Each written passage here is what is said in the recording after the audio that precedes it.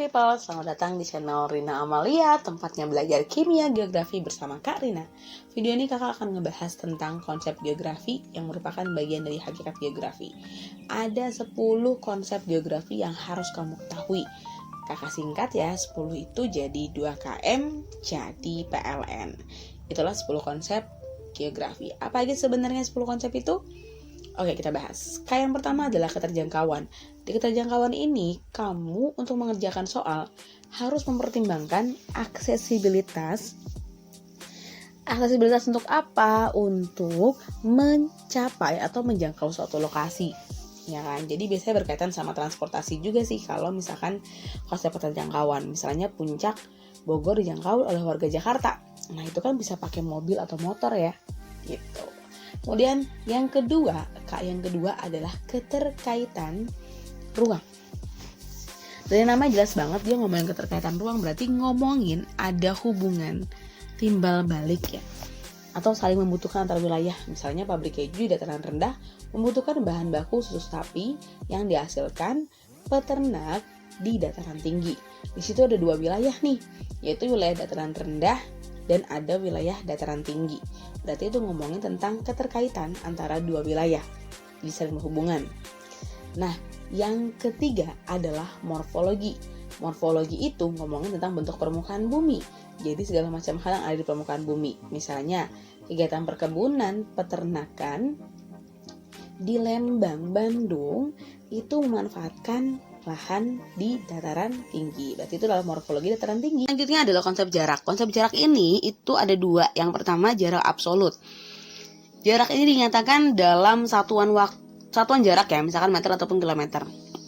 Kemudian satuan jarak relatif itu dinyatakan dalam satuan waktu, bisa menit ataupun jam. Contoh nih misalnya, kalau Bogor Jakarta itu dapat ditempuh dalam waktu 3 jam. Itu kan berarti dia namanya adalah satuan waktu, itu berarti jarak relatif. Tapi kalau Bogor Bandung itu sejauh 90 km menggunakan mobil, itu berarti dia jarak yang absolut karena satuan jarak. Selanjutnya adalah konsep aglomerasi. Ini simpel banget konsepnya, kalau kamu ketemu soal kamu cari aja yang berkaitan dengan pemusatan aktivitas. Dimanapun itu ya, contohnya misalnya kegiatan perdagangan itu terpusat di kota. Selanjutnya adalah konsep diferensiasi area. Ini juga gampang banget, di soal kamu tinggal cari analisis perbedaan karakteristik biasanya dua wilayah. Ini biasanya membandingkan antara wilayah 1 sama wilayah 2. Tapi dia cuma ngejelasin karakteristiknya aja tanpa ada keterkaitan. Misalnya mata pencarian penduduk di dataran rendah lebih beragam daripada dataran tinggi. Itu pembandingan ya. Itu diferensiasi area. Selanjutnya adalah interaksi dan interdependensi. Dari namanya ini ngomongin hubungan timbal balik antar wilayah. Jadi A menyebabkan B, B menyebabkan A. Contohnya pusat industri Jakarta mendorong masyarakat Jateng untuk urbanisasi. Nah, mendorong urbanisasi Jateng itu Jateng efeknya ke Jakarta lagi kan? Gitu. Selanjutnya adalah konsep pola. Konsep pola ini ngomongin susunan keruangan di permukaan bumi. Jadi biasanya ini berkaitan sama pemukiman.